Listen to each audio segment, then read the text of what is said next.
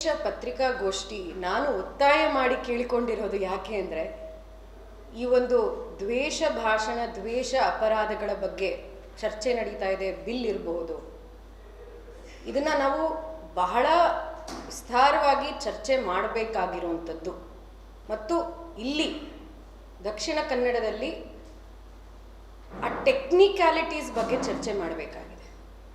ಯಾಕೆಂದರೆ ಮೊದಲನೇ ಪ್ರಶ್ನೆ ಬರೋದು ನಮಗೆ, ನೀವು ಈ ದ್ವೇಷ ಭಾಷಣದ ತಡೆಯೋಕೆಯನ್ನು ಮಾಡಿರುವಂತಹ ಈ ಒಂದು ಕಾಯ್ದೆ ಬಗ್ಗೆ ನಿಮಗೇನು ವಿರೋಧ? ನೀವೇ ದ್ವೇಷ ಭಾಷಣ ಮಾಡ್ತೀರಾ, ಹಾಗಾಗಿ ಇದ್ರ ಬಗ್ಗೆ ನಿಮಗೆ ವಿರೋಧ ಇದೆ ಅಂತ ಒಂದು ಆರೋಪ ನಮ್ಮ ಮೇಲೆ ಹಾಕ್ತಾರೆ. ಒಂದು ಬಿಲ್, ಒಂದು ನೀತಿ ನಿಯಮನ ಸೃಷ್ಟಿ ಮಾಡಿದಾಗ ಅದ್ರ ಬಗ್ಗೆ ಅದರಲ್ಲಿ ಮುಂದಾಲೋಚನೆ ಕಾಣಿಸ್ಬೇಕು. ಯಾಕೆ ನಾನು ಇದನ್ನು ಹೇಳ್ತೀನಿ ಅಂದರೆ, ದೇಶಾದ್ಯಂತ ವಿಶ್ವಾದ್ಯಂತ ಅಭಿವ್ಯಕ್ತಿ ಸ್ವಾತಂತ್ರ್ಯಕ್ಕೆ ಯಾವುದೇ ಆದಂತಹ ಒಂದು ಗಾರ್ಡ್ ರೇಲ್ಸ್ ಹಾಕಬೇಕಾದಾಗ ಬಹಳಷ್ಟು ಯೋಚನೆ ಮಾಡಿ ಮಾಡಬೇಕಾಗಿರುವಂತಹ ಒಂದು ನೀತಿ ನಿಯಮ ಇದು. ಆದರೆ ಕರ್ನಾಟಕದಲ್ಲಿ ಬೇರೆ ಎಲ್ಲೂ ನಡೀದೇ ಇರುವಂತಹ ಸಂದರ್ಭದಲ್ಲಿ ಕರ್ನಾಟಕದಲ್ಲಿ ಇವ್ರು ಎಂಥ ಸ್ಟೆಪ್ ತಗೊಂಡಿದ್ದಾರೆ ಅಂದರೆ, ಯಾರ ಜೊತೆನೂ ಕನ್ಸಲ್ಟೇಷನ್ ಮಾಡದೆ, ಯಾವುದೇ ಆದಂತಹ ಎಕ್ಸ್ಪರ್ಟ್ಸ್ ಇರ್ಬೋದು, ಲಾಯರ್ಸ್ ಇರ್ಬೋದು, ಅಥವಾ ವಿರೋಧ ಪಕ್ಷದ ಬೇರೆ ಬೇರೆ ಮಾತುಗಳನ್ನಿರ್ಬೋದು, ಕೇಳದೇನೆ ಒಂದು ಡ್ರೆಕೋನಿಯನ್ ಬಿಲ್ಲನ್ನು ತಗೊಂಡು ಬಂದು ಇಟ್ಟಿರುವಂಥದ್ದು. ಇದನ್ನು ನಾನು ಯಾಕೆ ಹೇಳ್ತೀನಿ? ವಿಶ್ವಾದ್ಯಂತ ಮೊದಲನೇ ಬಾರಿ ದ್ವೇಷ ಭಾಷಣ ಮತ್ತು ದ್ವೇಷ ಅಪರಾಧವನ್ನು ಒಂದೇ ಅಂತ ನೋಡ್ತಾ ಇದೆ ಈ ಒಂದು ಬಿಲ್ಲಲ್ಲಿ. ಅಂದರೆ ಭಾರತೀಯ ನ್ಯಾಯ ಸಂಹಿತಾನಲ್ಲಿ ಇರುವಂತಹ ಪ್ರಾವಿಷನ್ಸಿನ ಮೇಲೆ ಮಾಡಿರುವಂತಹ ಈ ಬಿಲ್ಲಿನಲ್ಲಿ ಆ ಡೆಫಿನಿಷನ್ ಇದೆಯಲ್ಲ, ದ್ವೇಷ ಭಾಷಣ ಏನು ಅಂತ, ಎಷ್ಟು ಸಿಂಪಲ್ ಆಗಿ ನಾವು ಹೇಳ್ಬೋದು ಅಂದರೆ, ಇವತ್ತು ನಾನು ನೀವು ಹಾಕೊಂಡಿರೋ ಬ್ಲೂ ಕಲರ್ ನನಗೆ ಇಷ್ಟ ಆಗಲಿಲ್ಲ ಅಂತ ಒಂದು ಗಟ್ಟಿಯಾಗಿ ಹೇಳಿದ್ರೆ, ನಿಮಗೆ ಅದು ಬೇಸರ ಆದರೆ ಅದು ದ್ವೇಷ ಭಾಷಣ ಆಗ್ಬೋದು. ಬೇಸರದ ಮೇಲೆ ಮಾಡಿರುವಂತಹ ಈ ಬಿಲ್, ಇದು ಇಮೋಷನ್ ಮೇಲೆ ಮಾಡಿರುವಂತಹ ಬಿಲ್ಲು. ಭಾರತೀಯ ನ್ಯಾಯ ಸಂಹಿತದಲ್ಲಿ ಇರುವಂಥದ್ದು ಏನು ಅಂದರೆ, ಆ ಅಪರಾಧ ಫಿಸಿಕಲ್ ಇಂಪ್ಯಾಕ್ಟನ್ನು ನೀವು ತೋರಿಸ್ಬೋದು, ಎನಿಮಿಟಿ ಲೀಡಿಂಗ್ ಟು ವೈಲೆನ್ಸನ್ನು ತೋರಿಸ್ಬೋದು. ಅಂದರೆ ಪ್ರೂಫ್ ಇದ್ದರೆ ನೀವು ಆ ಒಂದು ಕಾಯ್ದೆಯ ಕೆಳಗೆ FIR ಫೈಲ್ ಮಾಡ್ಬೋದು. ಇಲ್ಲಿ ನೀವು ಮಾತ ಮೇಲೆ ಮಾತ್ರ ಒತ್ತು ಕೊಟ್ಟು ದ್ವೇಷ ಭಾಷಣ ಡೆಫಿನಿಷನ್ನ ಇಲ್ವಿಲ್, ಎನಿಮಿಟಿ, ಡಿಸ್ಹಾರ್ಮನಿ ಇನ್ ಸೊಸೈಟಿ ಅಂದರೆ ವೇಗ್ ಡೆಫಿನಿಷನ್ಸಿನ ಬೇಸಿಸ್ ಮೇಲೆ ಮಾಡಿರುವಂತಹ ಈ ಒಂದು ಲೆಜಿಸ್ಲೇಷನ್. ನಿಮಗೆ ಜ್ಞಾಪಕ ಇರ್ಬೋದು, ಇದು ಬೆಳಗಾವಿ ಅಧಿವೇಶನದಲ್ಲಿ 2 ದಿನ ಬಾಕಿ ಇರಬೇಕಾದಾಗ ಅಸೆಂಬ್ಲಿ ಮತ್ತು ಕೌನ್ಸಿಲ್ನಲ್ಲಿ ಚರ್ಚೆಯೇ ಇಲ್ಲದೆ ಪಾಸ್ ಮಾಡಿರುವಂತಹ ಬಿಲ್ ಇದು. ಇಂತಹ ಒಂದು ಬಿಲ್ಲಿಗೆ ನೀವು ಒಂದು ಹೌಸ್ ಕಮಿಟಿನಲ್ಲಿ ಚರ್ಚೆ ಮಾಡಲ್ಲ, ಯಾವುದೇ ಆದಂತಹ ಎಕ್ಸ್ಪರ್ಟ್ಸ್ನ ಮಾತು ಕೇಳೋದಿಲ್ಲ, ಹಾಗೆಯೇ ಮಾಡ್ತೀರಾ ಅಂದರೆ ನಿಮ್ಮದು ಉದ್ದೇಶ ಏನು? ಸುಪ್ರೀಂ ಕೋರ್ಟ್ ಈ ವಿಷಯದಲ್ಲಿ ಅಭಿವ್ಯಕ್ತಿ ಸ್ವಾತಂತ್ರ್ಯದ ಬಗ್ಗೆ ಮತ್ತೆ ಮಾತುಗಳ ಒಂದು ಎಲೆಕ್ಟ್ರಾನಿಕ್ ಇರ್ಬೋದು, ಭಾಷಣದ ಮೂಲಕ ಇರ್ಬೋದು, ಯಾವುದೇ ಮಾಧ್ಯಮದಲ್ಲೂ ಕೂಡ ಏನಾದರೂ ಇದ್ರ ಬಗ್ಗೆ ಲೆಜಿಸ್ಲೇಷನ್ ಮಾಡಬೇಕು ಅಂದರೆ ನ್ಯಾರೋ ಡೆಫಿನಿಷನ್ಸ್, ಶ್ರೇಯಾ ಸಿಂಘಲ್ ಒಂದು ಕೇಸ್ ಇದೆಯಲ್ಲ, ಅದು ಬಹಳ ಲ್ಯಾಂಡ್ ಮಾರ್ಕ್ ಕೇಸ್. ಇದರಲ್ಲಿ ನ್ಯಾರೋ ಡೆಫಿನಿಷನ್ಸ್ ಇರಬೇಕು ಅಂತ ಹೇಳಿರುವಂಥದ್ದು. ಅದರ ಆಪೋಸಿಟ್ ನೀವು ಮಾಡಿದ್ದೀರ. ನೆಸೆಸಿಟಿ ಏನಿತ್ತು? ದ್ವೇಷ ಭಾಷಣಗಳು ನಡ್ಕೊಂಡು ಬಂದಿರುವಂತಹ ಸಂದರ್ಭದಲ್ಲಿ BNS ಪ್ರಾವಿಷನ್ಸ್ ಇಲ್ವಾ? BNS ಸೆಕ್ಷನ್ಸನ್ನು ನೀವು ಆಗಲೇ ಉಪಯೋಗಿಸ್ಕೊಂಡು ಬಹಳಷ್ಟು ಕೇಸಸ್ ರಿಜಿಸ್ಟರ್ ಆಗಿಲ್ವಾ? ಈ ದ್ವೇಷ ಭಾಷಣಕ್ಕೆ ನಮಗೂ ಇಂಪ್ಯಾಕ್ಟ್ ಆಗತ್ತೆ.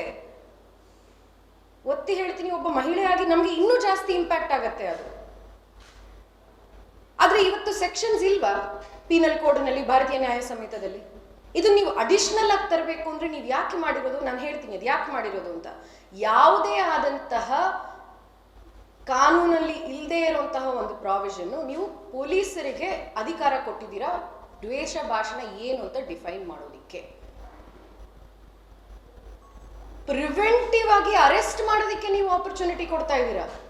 ಅಂದರೆ ಯಾರೋ ನಾಳೆ ಬಹುಶಃ ಅವರು ದ್ವೇಷ ಭಾಷಣ ಮಾಡಬಹುದು ಅಂತ ಹೇಳಿದ್ರೆ ಅವರನ್ನು ಹೋಗಿ ಅರೆಸ್ಟ್ ಮಾಡುವಂಥ ಒಂದು ಅವಕಾಶ ನಮಗೆ ಇವಾಗ ಪೊಲೀಸರಿಗೆ ಇದೆ.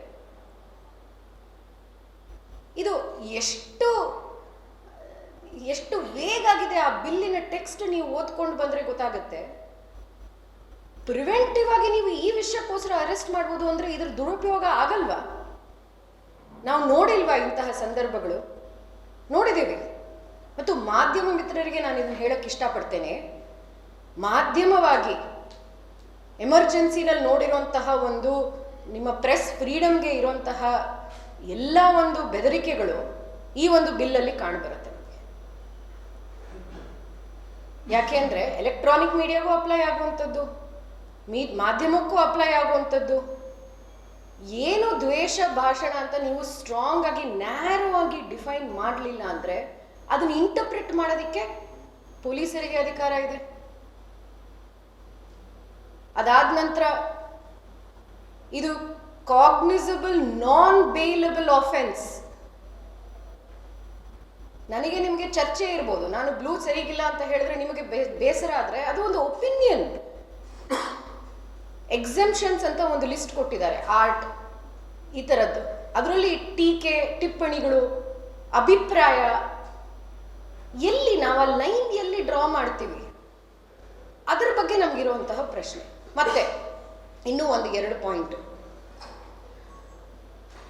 ಒಂದು ಸಂಸ್ಥೆಯ ಭಾಗವಾಗಿ ನೀವು ಕೆಲಸ ಮಾಡ್ತಾ ಇದ್ರೆ, ಸಂಘಟನೆಯ ಭಾಗವಾಗಿ ಕೆಲಸ ಮಾಡ್ತಾ ಇದ್ರೆ, ಆ ಸಂಘಟನೆಯಲ್ಲಿ ಯಾರೋ ಜೋಡಿಸ್ಕೊಂಡಿರೋರು ಏನೋ ಮಾತಾಡಿದ್ರೆ ಪೂರ್ತಿಯಾದ ಸಂಘಟನೆಯನ್ನು ನೀವು ಮೇಲೆ ಕ್ರಮ ತಗೊಳ್ತೀರಾ ಅಂದರೆ ಕೇಳಕ್ಕೆ ಇಷ್ಟಪಡ್ತೇನೆ. ನಿನ್ನೆ ಮೊನ್ನೆ ವೈರಲ್ ಆಗಿರುವಂತಹ ಸಿದ್ಲಘಟ್ಟನಲ್ಲಿ ಒಬ್ಬ ಮಹಿಳೆಯ ಅಧಿಕಾರಿಯ ಮೇಲೆ ನಡೆದಿರುವಂತಹ ವಾಗ್ ದೌರ್ಜನ್ಯದ ಬಗ್ಗೆ ನೀವೇನು ಹೇಳ್ತೀರಾ? ನಿಮ್ಮ ಪಕ್ಷ ಅದಕ್ಕೆ ಲಯಬಲ್ ಆಗೋದಿಲ್ವಾ? ಬಳ್ಳಾರಿನಲ್ಲಿ ನಾರಾ ಭರತ್ ರೆಡ್ಡಿ ಅವರ ಮಾತುಗಳನ್ನು ನಾನು ಹೇಳೋದಕ್ಕೂ ಇಷ್ಟಪಡೋದಿಲ್ಲ. ಇದನ್ನ ಎಂಥ ಅಶ್ಲೀಲ ಪದಗಳು! ಇದಕ್ಕೆ ಪೂರ್ತಿಯಾದಂತಹ ಕಾಂಗ್ರೆಸ್ ಹಂಗಾರೆ ಈ ಬಿಲ್ ಅಡಿ ಬರಬೇಕು. ಇದು ಮಾಡಿರೋದು ಯಾಕೆ ಅಂದ್ರೆ ಇಂತಹ ಒಂದು ಬಿಡಿಸಿ ಹೇಳಬೇಕಾಗಿಲ್ಲ, ಒಂದು ಸಂಸ್ಥೆಯನ್ನ ಟಾರ್ಗೆಟ್ ಮಾಡ್ಕೊಂಡು ಮಾಡಿರುವಂಥದ್ದು. ನಿಮ್ಮಲ್ಲಿ ಜಾಸ್ತಿ ಇದ್ದಾರೆ ಇವಾಗ ದ್ವೇಷ ಭಾಷಣ ಮಾಡ್ತಾ ಇರೋದು.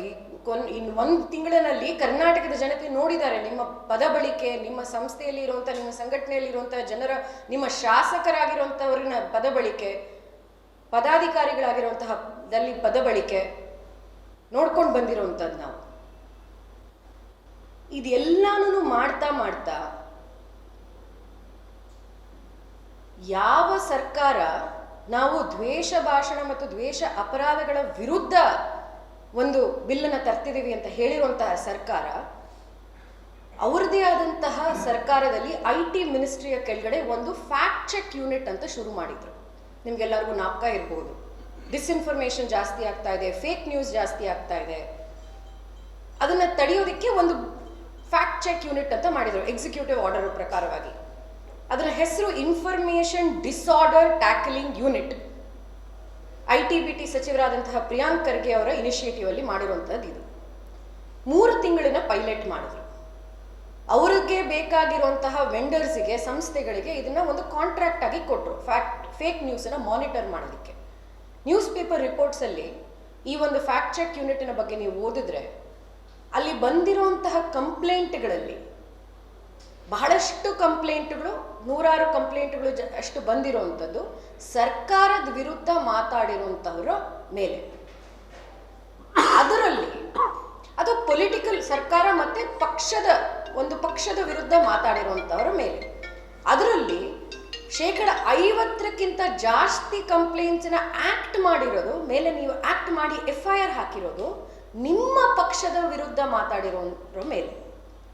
ಅಂದರೆ ಇದೇನು ಹೇಳಕ್ಕೆ ಹೋಗುತ್ತೆ ಅಂದರೆ, ಒಂದು ಸರ್ಕಾರ ತನ್ನ ಪೊಲೀಸರನ್ನ ಅಥವಾ ತನ್ನ ವಿರುದ್ಧ ಬರುವಂತಹ ಕ್ರಿಟಿಸಿಸಮ್, ಆರೋಪಗಳು, ಒಪಿನಿಯನ್ಗಳು ಇವೆಲ್ಲನೂ ಆಗದೇ ಇರುವಂತಹ ಸರ್ಕಾರ ಇಂಥ ಒಂದು ಕಾಯ್ದೆನ ತರುತ್ತೆ. ಫ್ಯಾಕ್ಟ್ ಚೆಕ್ ಇರ್ಬೋದು ಅಥವಾ ದ್ವೇಷ ಭಾಷಣದ ವಿರುದ್ಧ ಇರ್ಬೋದು. ನಾನು 1 ತಿಂಗಳ ಹಿಂದೆ, 1-2 ತಿಂಗಳ ಹಿಂದೆ ಅಧಿವೇಶನ ಶುರುವಾಗಕ್ಕಿಂತ ಮುಂಚೆ ಪ್ರಿಯಾಂಕ್ ಖರ್ಗೆ ಅವರ ಜೊತೆ ಒಂದು ಕಾರ್ಯಕ್ರಮದಲ್ಲಿ ಉಪಸ್ಥಿತಳಿದ್ದೆ. ಈ ಕಾರ್ಯಕ್ರಮದಲ್ಲಿ ಇದೇ ಒಂದು ಬಿಲ್ಲಿನ ಬಗ್ಗೆ ಚರ್ಚೆ ನಡೀತು.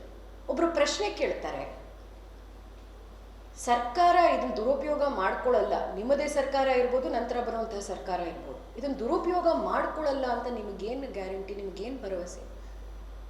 ಇದ್ರದ್ದು ರೆಕಾರ್ಡಿಂಗ್ ಇದೆ ಯೂಟ್ಯೂಬಲ್ಲಿ, ಹಾಗಾಗಿ ನಾನು ಗಟ್ಟಿಯಾಗಿ ಹೇಳ್ತಾ ಇದ್ದೀನಿ, ಯಾವುದೇ ಆದಂತಹ ಭರವಸೆ ನಮಗಿಲ್ಲ ಅಂತ ಒಪ್ಪಿಕೊಂಡಂತಹ IT-BT ಮಿನಿಸ್ಟರ್ ಅವರು.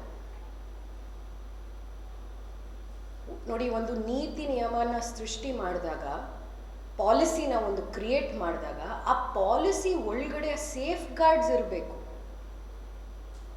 ಅದ್ರ ಡಿಸೈನಲ್ಲಿ ಇರಬೇಕು ಆ ಸೇಫ್ ಗಾರ್ಡ್ಸ್. ಇದನ್ನು ದುರುಪಯೋಗ ಮಾಡ್ಕೊಳ್ಳೋದಿಕ್ಕೆ ಆಗೋದಿಲ್ಲ ಅಂತ ಒಬ್ಬರು ಮಿನಿಸ್ಟರು ಬಂದು ಒಪ್ಪುತ್ತಾರೆ, ಇಲ್ಲ ನಾವು ಮಾಡಿರುವಂತಹ ಈ ಒಂದು ಬಿಲ್ಲಿನಲ್ಲಿ ಯಾವುದೇ ಆದಂತಹ ಇದನ್ನ ದುರುಪಯೋಗ ಮಾಡ್ಕೊಳ್ಳೋಕ್ಕಾಗಲ್ಲ ಅನ್ನೋದ್ರ ಬಗ್ಗೆ ಯಾವುದೇ ಆದಂತಹ ಭರವಸೆ ಕೊಡೋದಿಕ್ಕೆ ಆಗೋದಿಲ್ಲ. ನೀವು ಪಾಲಿಸಿ ಮೇಕಿಂಗಲ್ಲಿ ಫೇಲ್ ಆಗಿದ್ದೀರಿ. ಯಾವ ಸಂಘ ಸಂಸ್ಥೆಗಳ ಮಾತು ಕೇಳಿಕೊಂಡು ನೀವು ಈ ಬಿಲ್ಲಿನ ಮುಂದೆ ತಂದಿಟ್ಟಿರೋಂಥದ್ದು? ಯಾವ ಲೀಗಲ್ ಎಕ್ಸ್ಪರ್ಟ್ಸಿನ ಕೇಳಿ ನೀವು ಇದನ್ನ ಮುಂದೆ ತಂದಿಟ್ಟಿರುವಂಥದ್ದು? ಸುಪ್ರೀಂ ಕೋರ್ಟ್ ಎಲ್ಲ ಜೂರಿಸ್ಪ್ರೂಡೆನ್ಸ್ ಅಲ್ಲೂ ಹೇಳಿರುವಂಥದ್ದು, ಇಂತಹ ಒಂದು ವಾಕ್ ಸ್ವಾತಂತ್ರ್ಯದ ವಿರುದ್ಧ ಯಾವುದೇ ಆದಂತಹ ನೀತಿ ನಿಯಮ ತರಬೇಕು ಅಂದ್ರೆ ಅದನ್ನ ಬಹಳಷ್ಟು ಸ್ಪೆಸಿಫಿಕ್ ಆಗಿ ನ್ಯಾರೋ ಡೆಫಿನಿಷನ್ಸ್ ಇಟ್ಕೊಂಡು ನೀವು ಕೊಡಬೇಕಾಗಿರುವಂಥದ್ದು. ಮತ್ತೆ ಪ್ರಿವೆಂಟಿವ್ ಅರೆಸ್ಟ್ ಬಗ್ಗೆನೂ ಯಾವುದೇ ಎಕ್ಸ್ಟ್ರೀಮ್ ಕೇಸಲ್ಲಿ ಮಾತ್ರ ನೀವು ಪ್ರಿವೆಂಟಿವ್ ಆಕ್ಷನ್ ತಗೊಳ್ಬೋದು ಹೊರತು ಸಾಮಾನ್ಯ ಸಿಚುವೇಶನ್ಸ್ನಲ್ಲಿ ಪ್ರಿವೆಂಟಿವ್ ಅರೆಸ್ಟ್ ಮಾಡೋದಕ್ಕೆ ಆಗೋದಿಲ್ಲ ಅಂತ ಜೂರಿಸ್ಪ್ರೂಡೆನ್ಸ್ ನಮಗೆ ಹೇಳಿರುವಂಥದ್ದು. ಇದು ಯಾಕೆ ಇರುವಂಥದ್ದು ಇದೆಲ್ಲಾನು? ಯಾಕೆಂದ್ರೆ ದುರುಪಯೋಗ ಆಗೋದಕ್ಕೆ ಅಷ್ಟು ಸುಲಭ. ಹೇಟ್, ದ್ವೇಷ ಭಾಷಣ, ದ್ವೇಷ ಅಪರಾಧಗಳು ಇಲ್ವಾ ಸಮಾಜದಲ್ಲಿ? ಇರಬಹುದು, ಬಹುಶಃ ಇದೆ. ಆದ್ರೆ ಇನ್ನೋಸೆಂಟ್ ಅಂಟಿಲ್ ಪ್ರೂವನ್ ಗಿಲ್ಟಿ ಅಂತ ನಮಗೆ ಲೀಗಲ್ ಅಲ್ಲಿ ಹೇಳ್ತಾರಲ್ಲ, ಲಾನಲ್ಲಿ ಹೇಳ್ತಾರಲ್ಲ, ಈ ಬಿಲ್ ಏನು ಒಪ್ಪತ್ತೆ ಅಂದ್ರೆ ಗಿಲ್ಟಿ ಅಂಟಿಲ್ ಪ್ರೂವನ್ ಇನ್ನೋಸೆಂಟ್. ಅದೇನ್ ಮಾಡತ್ತೆ? ನಾನು ಒಬ್ಬ ಸಮಾಜದಲ್ಲಿ ಬಹಳಷ್ಟು ಸರ್ಕಾರವನ್ನ ಟೀಕಿಸುವಂಥದ್ದು, ಸರ್ಕಾರದ ವಿರುದ್ಧ ಮಾತಾಡುವಂಥದ್ದು, ಅದು ನನ್ನ ಜವಾಬ್ದಾರಿ. ನನ್ನಂಥವರಿಗೆ ಆ ಭಯ ಮೂಡಿಸೋದಕ್ಕೆ ಮಾಡಿರುವಂತಹ ಬಿಲ್ ಇದು. ಸಾಮಾನ್ಯ ಕಾರ್ಯಕರ್ತರಲ್ಲಿ ಭಯ ಮೂಡಿಸುವಂತಹ ಒಂದು ವಾತಾವರಣ ಸೃಷ್ಟಿ ಮಾಡೋದಕ್ಕೆ ಮಾಡಿರುವಂತಹ ಬಿಲ್ ಇದು. 2 ಬಾರಿ ಯೋಚನೆ ಮಾಡಬೇಕಾಗತ್ತೆ. ಅಂಡ್ ಏನು, ಫಸ್ಟ್ ಒಫೆನ್ಸ್ಗೆ 1 year ಮಿನಿಮಮ್ ಪನಿಷ್ಮೆಂಟ್, ಇದು ಭಾರತೀಯ ನ್ಯಾಯ ಸಂಹಿತಾದಲ್ಲಿ ಇಲ್ಲ. Minimum punishment. ಸೆಕೆಂಡ್ ಒಫೆನ್ಸ್ಗೆ ನೀವು ರಿಪೀಟ್ ಒಫೆನ್ಸ್ಗೆ 10 ವರ್ಷದ ತನಕ ನೀವು ಇಂಪ್ರಿಸನ್ಮೆಂಟ್ ಆಗಬಹುದು. ಇವತ್ತು ನಾವು ಇನ್ಫಾರ್ಮೇಶನ್ ಓವರ್ಲೋಡ್ ಏಜ್ ಅಲ್ಲಿದ್ದೀವಿ. ಇನ್ಫಾರ್ಮೇಶನ್ ನಮಗೆ ದಿನ ದಿನ ಎಷ್ಟು ಬರುತ್ತೆ, ನಾವೇನೇ ಎಷ್ಟು ಒಪಿನಿಯನ್ಸ್ ಹಾಕ್ತಾ ಬರ್ತೀವಿ. ಅಂತಹ ಒಂದು ಸಮಯದಲ್ಲಿ ನೀವು 10 ವರ್ಷ ರಿಪೀಟ್ ಆಫೆನ್ಸ್ಗೆ ಅಂತ ಹಾಕಿದ್ರೆ ಒಬ್ರು ಜೀವನ ಕಳ್ಕೊಡ್ತಾರೆ. ಹಂಗಂತ ನಾವು ಪರವಾಗಿದ್ದೀವಿ ಅಂತ ಅಲ್ಲ, ಇದಕ್ಕೆ ಮೆಷರ್ಸ್ ಮಾಡಬೇಕು. ಆದರೆ ಸೆಂಟ್ರಲ್ ಲಾನ ಯೋಚನೆ ಮಾಡಿದೆ 2 ಬಾರಿ, ಹೇಗೆ ಬರೆಯೋದು ಅದನ್ನ, ಹೇಗೆ ಆ ಲಾನ ಬರಿಬೇಕು ಅಂತ ಯೋಚನೆ ಮಾಡಿದೆ. ಅಂದ್ರೆ ಕರ್ನಾಟಕದಲ್ಲಿ ಇಷ್ಟು ವೇಗವಾಗಿ ಯಾರನ್ನು ಕನ್ಸಲ್ಟ್ ಮಾಡದೆ, ಯಾರ್ದು ಒಂದು ಅಭಿಪ್ರಾಯ ತಗೊಳ್ಳದೆ, ಇದನ್ನ ಹೌಸಲ್ಲಿ ಚರ್ಚೆ ಮಾಡದೆ, ಹೌಸ್ ಕಮಿಟಿನಲ್ಲಿ ಅದನ್ನ ಫಾರ್ವರ್ಡ್ ಮಾಡ್ದೇನೆ ಮಾಡಬೇಕಾಗಿರುವಂತಹ ಪರಿಸ್ಥಿತಿ. ಅಂದ್ರೆ ಏನು, ಕರ್ನಾಟಕದಲ್ಲಿ ಎಲ್ಲೂ ಆಗದೆ ಇರುವಂತಹಷ್ಟು ದ್ವೇಷ ಭಾಷಣ ನಡೀತಾ ಇದೆಯಾ? ನಿಮಗೆ ಹಾಗನ್ನಿಸ್ತಾ ಇದೆಯಾ? ಅಥವಾ ನಿಮ್ಮ ಸರ್ಕಾರದ ವಿರುದ್ಧ ಯಾರು ಮಾತಾಡಬಾರ್ದು, ನಿಮ್ಮ ಕುರ್ಚಿಯ ವಿಷಯದ ಬಗ್ಗೆ ಯಾರು ಮಾತಾಡಬಾರ್ದು, ಯಾರು ಪ್ರಶ್ನೆ ಎತ್ತಬಾರ್ದು, ನೀವು ಮಾಡಿರುವಂತಹ ಬೇರೆ ಬೇರೆ ಅಪರಾಧಗಳ ಬಗ್ಗೆ, ಭ್ರಷ್ಟಾಚಾರದ ಬಗ್ಗೆ ಯಾರು ಮಾತೆತ್ತಬಾರ್ದು, ನಿಮ್ಮನ್ನು ಟೀಕಿಸಬಾರ್ದು ಅಂತ ನಿಮ್ಮ ಫ್ರಾಜೈಲ್ ಈಗೋನ ಪ್ರೊಟೆಕ್ಟ್ ಮಾಡ್ಕೊಳ್ಳೋದಕ್ಕೆ ಮಾಡಿರುವಂತಹ ಕಾಯ್ದೆನ ಇದು. ಯಾವ ತರ ಡೈರೆಕ್ಷನ್ ಕೊಡಬೇಕು ಅಂತ ಇದ್ರ ಬಗ್ಗೆ ಬಹಳಷ್ಟು ಕೇಸಸ್ ಆಗಿದೆ, ಮತ್ತೆ ಸುಪ್ರೀಂ ಕೋರ್ಟ್ ಅಲ್ಲಿ ಚರ್ಚೆ ಆಗಿದೆ. ಇಂಟರ್ಮೀಡಿಯರೀಸ್ಗೆ ನೀವು ತೆಗಿರಿ ಇದನ್ನ ಅಂತ ಹೇಳೋದಕ್ಕೆ ಅಧಿಕಾರ ಬರೀ ಸೆಂಟ್ರಲ್ ಗವರ್ಮೆಂಟಿನ ಸ್ಪೆಸಿಫಿಕ್ ಡಿಪಾರ್ಟ್ಮೆಂಟ್ಗೆ ಇರುವಂತಹ ಒಂದು ಅಧಿಕಾರ. ಇಲ್ಲಿ ಏನ್ ಮಾಡಿದೆ ಅಂದ್ರೆ ಅದು ಸ್ಟೇಟ್ ಕಂಟ್ರೋಲ್ ಅಲ್ಲೂ ತಂದಿರುವಂಥದ್ದು. ಹಾಗಾಗಿ ಇದರಲ್ಲಿ ಲೀಗಲ್ ಪ್ರಾವಿಷನ್ಸ್ ಅನ್ನು ನಮಗೆ ಬಹಳಷ್ಟು ಭಿನ್ನಾಭಿಪ್ರಾಯಗಳಿದೆ. ಅದನ್ನ ಇಟ್ಕೊಂಡು ನಾವು ಗವರ್ನರ್ಗೆ ಹೋಗಿ ಒಂದು ಅರ್ಜಿಯನ್ನು ಹಾಕಿದ್ದೀವಿ. ನೀವು ಇದನ್ನ ಓದಿ, ಇದನ್ನ ಓದಾದ ನಂತರ ಲೀಗಲ್ ಎಕ್ಸ್ಪರ್ಟ್ಸ್ ಅನ್ನು ಕನ್ಸಲ್ಟ್ ಮಾಡಿ ಸೆಂಟ್ರಲ್ ಮತ್ತು ಸ್ಟೇಟ್ ಲಾನ ಮಧ್ಯ ಇರುವಂತಹ ಆ ಡಿಫ್ರೆನ್ಸಸ್ ಮತ್ತು ಅದೇನು ಕಾನ್ಫ್ಲಿಕ್ಟ್ ಇದೆಯಲ್ಲ ಅದ್ರ ಬಗ್ಗೆ ನೀವು ವಿಸ್ತಾರವಾಗಿ ಯೋಚನೆ ಮಾಡಿ. ಇದನ್ನು ಪ್ರೆಸಿಡೆಂಟ್ ಅಸೆಂಟ್ಗೆ ಹೋಗಲೇಬೇಕು, ಯಾಕೆಂದರೆ ಅದು ಸೆಂಟರ್ ಮತ್ತು ಸ್ಟೇಟ್ ಲಾನ ಓವರ್ಲ್ಯಾಪ್ ಆಗ್ತಾ ಇರುವಂಥದ್ದು. ನಾವು ಯಾಕೆಂದರೆ ಲೀಗಲ್ ಪ್ರಾವಿಷನ್ಸ್ ಪ್ರಕಾರವಾಗಿ ನಮ್ಗೆ ಆ ಕಾನ್ಫಿಡೆನ್ಸ್ ಇದೆ. ಮತ್ತು ರಾಜ್ಯಾದ್ಯಂತ ನಮ್ಮ ನಾಯಕನೇದಾಗಿ ಒಂದು ಅಭಿಪ್ರಾಯ ದ್ವೇಷ ಭಾಷಣ, ಇದನ್ನು ನೀವು ಹೇಗೆ ಡಿಫೈನ್ ಮಾಡ್ತೀರಾ? ನಾನು ಯಾರನ್ನೂ ಇಲ್ಲಿ ಡಿಫೆಂಡ್ ಮಾಡೋಕ್ಕೆ ಹೋಗ್ತಾ ಇಲ್ಲ. ಕಾನೂನಿನ ಕಣ್ಣಲ್ಲಿ ಯಾವುದು ತಪ್ಪೋ ಅದು ತಪ್ಪು, ಆದರೆ ಅದು ಕಾನೂನಿನ ಕಣ್ಣಲ್ಲಿ ಆಗಬೇಕಾಗಿರುವಂಥದ್ದು. ಇಲ್ಲ, ಯಾಕೆ ವಿರೋಧಿಸ್ತಿದ್ದೀವಿ ಅಂತ ನಾನು ಇಷ್ಟೊತ್ತು ಮಾತಾಡಿದ್ನಲ್ಲ. ದ್ವೇಷ ಭಾಷಣದ ವಿರುದ್ಧ BNS ಅಲ್ಲಿ ಇರುವಂತಹ ಪ್ರಾವಿಷನ್ಸ್ ಅಂತ ತೆಗೆದು ನೋಡಿ. ಇವತ್ತು ಆಗಲೇ ಕಂಪ್ಲೇಂಟ್ ಫೈಲ್ ಆಗಿದೆ ತಾನೆ. ನಮ್ಮದೇ ವಿರುದ್ಧ ಮಾತಾಡಿರೋದಿರ್ಬೋದು, ನಾವು ಯಾರ್ದೋ ವಿರುದ್ಧ ಮಾತಾಡಿರೋದಿರ್ಬೋದು, ಮತ್ತೆ ಯಾವುದೇ ಆದಂತಹ ಸಂಘ ಸಂಸ್ಥೆ. ಸರಿನಾ? ಬಹಳಷ್ಟು ಹಿಂದೆಯಿಂದನೂ ನಡ್ಕೊಂಡು ಬಂದಿರೋವಂಥದ್ದು ಇದು. ದ್ವೇಷ ಭಾಷಣವನ್ನು ಕಂಟ್ರೋಲ್ ಮಾಡಬೇಕು ಅಂದರೆ ಕಾನೂನಿನ ಚೌಕಟ್ಟಿನಲ್ಲಿ BNS ಅಲ್ಲಿ ಪ್ರಾವಿಷನ್ಸ್ ಇದೆ. ಅದನ್ನು ಬಳಸ್ಕೊಂಡು ಇವಾಗ ಕೇಸಸ್ ನಡೀತಾ ಇದೆ. ಬೇರೆ ಅಭಿಪ್ರಾಯ ಮತ್ತು ದ್ವೇಷ ಭಾಷಣದ ಮಧ್ಯೆ ಇರುವಂತಹ ಆ ಡಿಫ್ರೆನ್ಸ್ ಇದೆಯಲ್ಲ, ಅದ್ರ ಬಗ್ಗೆ ನೀವು ವ್ಯಾಖ್ಯಾನ ಮಾಡೋದಕ್ಕೆ ಕೋರ್ಟ್ಗೆ ಮಾತ್ರ ಅವಕಾಶ ಇರುವಂಥದ್ದು ಆಸ್ ಪರ್ BNS. ಮತ್ತೆ ಇದನ್ನು ಸಂಸತ್ತಿನಲ್ಲಿ ಸ್ಪೀಕರ್ನಲ್ಲಿ ಅವರ ಹತ್ರ ಕೂಡ ತೆಗೆದುಕೊಂಡು ನಮ್ಮಲ್ಲಿನ MLAಗಳು ಕೂಡ ಹೋದ್ರು. ಅದು ಇನ್ನೂ ಕೂಡ ಅದರ ಮೇಲೆ ಕ್ರಮ ಆಗಲಿಲ್ಲ. 1.5 ವರ್ಷ ಆಯಿತು. ನಾವೆಲ್ಲ ಯುವ ಮೋರ್ಚಾದ ಕಾರ್ಯಕರ್ತರೆಲ್ಲ ಹೋಗಿ ಸರ್ಕಾರ ಆಡಳಿತ ಕೇಳಿದಾಗ ಅದನ್ನು ಲೀಗಲ್ ಒಪಿನಿಯನ್ ಕೊಡಲಾಗಿದೆ. 1.5 ವರ್ಷ ಆಯಿತು. ಒಂದ್ಸತಿ ಕೇಳಬೇಕು ಇದನ್ನು ಕೂಡ. ಅವಕಾಶ ಕೊಟ್ಟಿಲ್ಲ. ಒಂದು ಅರ್ಧ ಗಂಟೆಯಲ್ಲಿ ಆ ಬಿಲ್ಲನ್ನು ಪಾಸ್ ಮಾಡಲಿಕ್ಕೆ ಪ್ರಯತ್ನ ಮಾಡಿದ್ದಾರೆ, ಪಾಸ್ ಮಾಡಿದ್ದಾರೆ. ಆ ಬಿಲ್ ಪಾಸ್ ಆದ ತಕ್ಷಣವೇ ಸಂಬಂಧಪಟ್ಟ ಸರ್ಕಾರದ ಆಡಳಿತ ಮಾಡುವಂಥ ಯಾರು ಸರ್ಕಾರದ ಮಿನಿಸ್ಟರ್ ಇದ್ದಾರೆ, ಮಂತ್ರಿ ಇದ್ದಾರೆ, ಅವರೇ ವಿಧಾನಸೌಧದಲ್ಲಿ ದ್ವೇಷ ಭಾಷಣ ಮಾಡಿದ್ದಾರೆ. ಯಾವ